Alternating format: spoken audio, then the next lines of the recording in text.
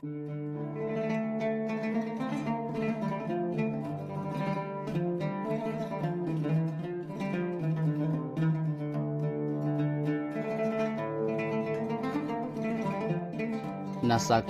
yaitu penghapusan atau pengganti hukum syarah yang terdahulu dengan dalil syarah yang datang kemudian. Sedangkan mansukh merupakan hukum syarah yang diganti atau dihapus oleh hukum yang datang setelahnya. Dalil nasak mansukh terdapat dalam Al-Quran surah Al-Baqarah ayat 106 yang artinya, ayat mana saja yang kami nasahkan atau kami jadikan manusia lupa kepadanya, pasti kami datangkan ayat yang lebih daripadanya atau sebanding dengannya. Tidakkah engkau mengetahui bahwa Allah Maha Kuasa atas segala sesuatu?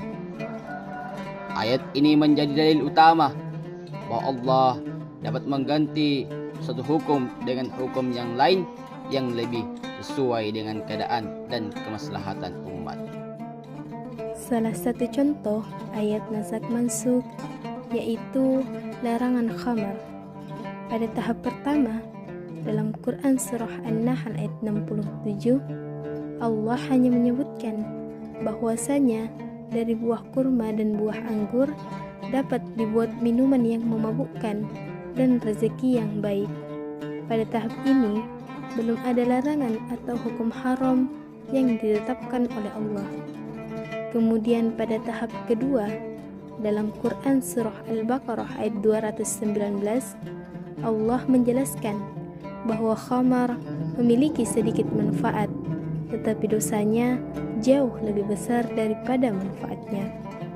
Kemudian memasuki tahap ketiga dalam Quran surah An-Nisa ayat 43, Allah melarang orang yang mendekati atau melaksanakan sholat dalam keadaan mabuk sampai ia sadar kembali.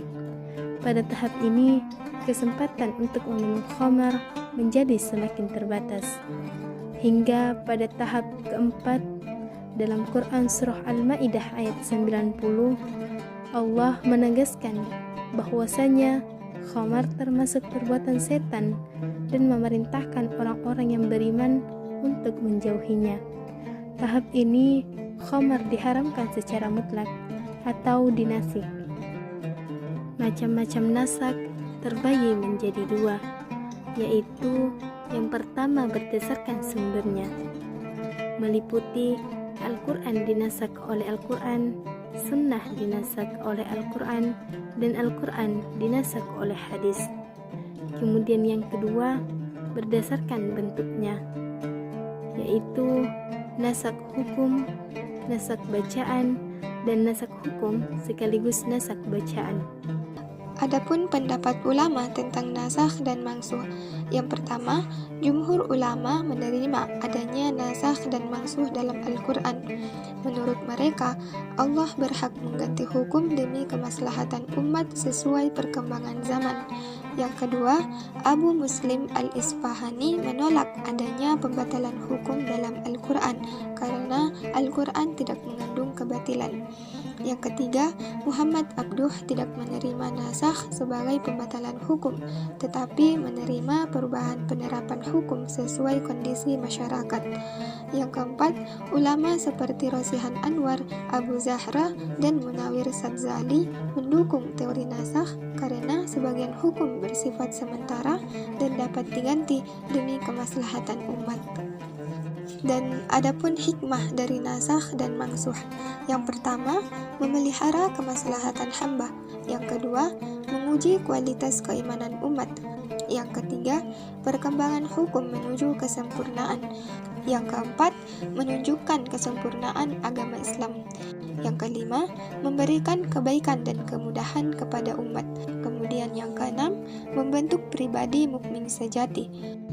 Sebagai kesimpulan, nasak merupakan hukum yang datang setelahnya atau yang mengganti, sedangkan mansukh adalah hukum yang lama yang diganti. Konsep ini menunjukkan bahwa syariat Islam diturunkan secara bertahap oleh Allah sesuai dengan kondisi masyarakat pada masanya agar dapat memberi kemudahan, kemaslahatan untuk kita semua sebagai umatnya. Sekian dari kami, semoga bermanfaat untuk kita semua. Wassalamualaikum warahmatullahi wabarakatuh.